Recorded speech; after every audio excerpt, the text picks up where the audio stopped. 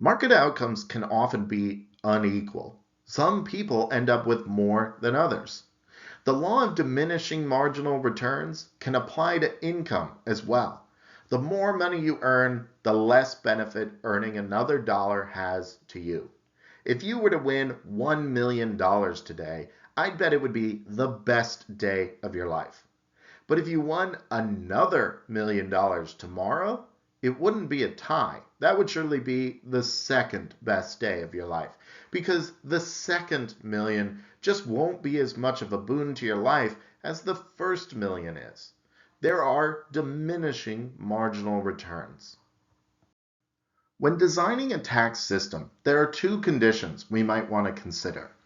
The equity condition is the belief that the rich should bear a larger share of the tax than the poor. There are lots of justifications for this belief. The rich are more able to pay these taxes. They're probably willing to pay more for government. It acts as a kind of social insurance for good and bad luck. And a system like this might mean the rich and the poor are making equal sacrifices in utility. But there's another condition we also want for our tax system. The efficiency condition is the belief that the tax system should try and minimize the excess burden of taxation. Most taxes create deadweight loss, which means an inefficient economic outcome where resources are no longer being properly used. But not every tax creates as much deadweight loss as others, and some even produce no deadweight loss.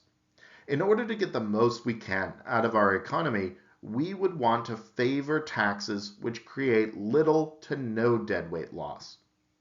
Unfortunately, those are also the taxes which put large burdens on the poor, which means there's a trade-off between equity and efficiency. Tax systems which are more equitable tend to be less efficient, and systems which are more efficient tend to be less equitable. We can look at some different tax systems and compare. Income taxes are how the US government gets most of its revenue. As we saw when we looked at tax brackets, this tax structure is progressive, meaning that the rich pay a larger percentage of their income in taxes than the poor do. However, we also saw that income taxes create deadweight loss. In fact, the deadweight loss we saw is what happens when everyone pays the same percentage of their income in taxes.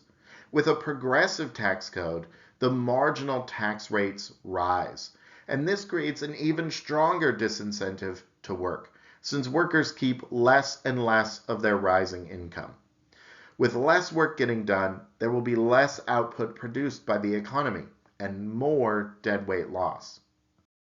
Sales taxes are another major way that governments, particularly state and local governments in the US, raise revenue. These taxes also produce deadweight loss, but less so than income taxes. Sales taxes can be targeted on goods and services with inelastic demand or supply, which means the tax burden is harder to avoid.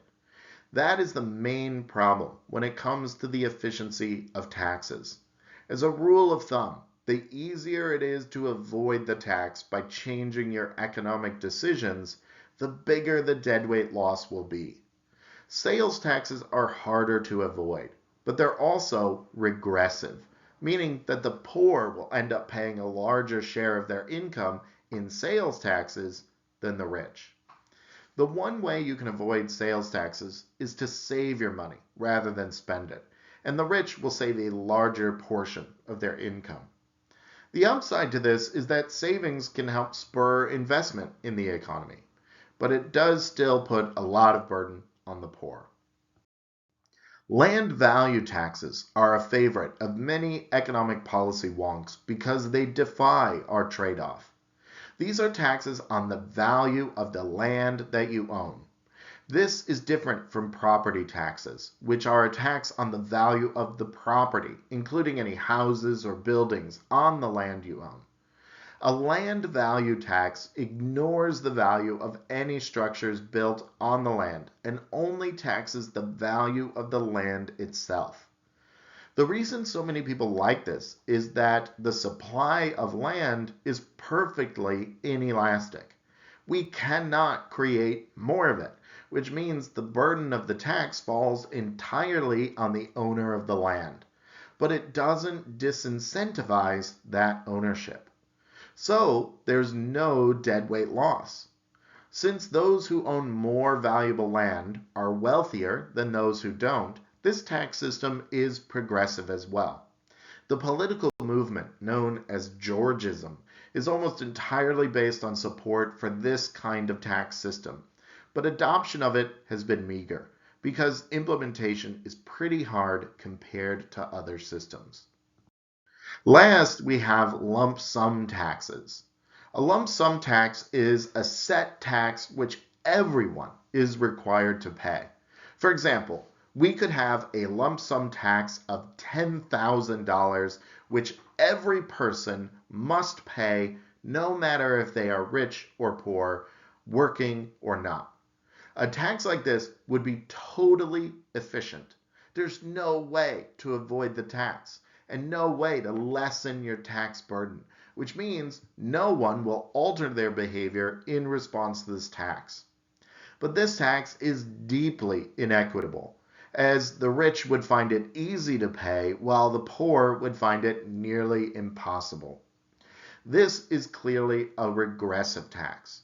It was tried in the 1980s by Margaret Thatcher in Britain, and it was quickly met with mass protests and removed. So, how do you think our tax system should work?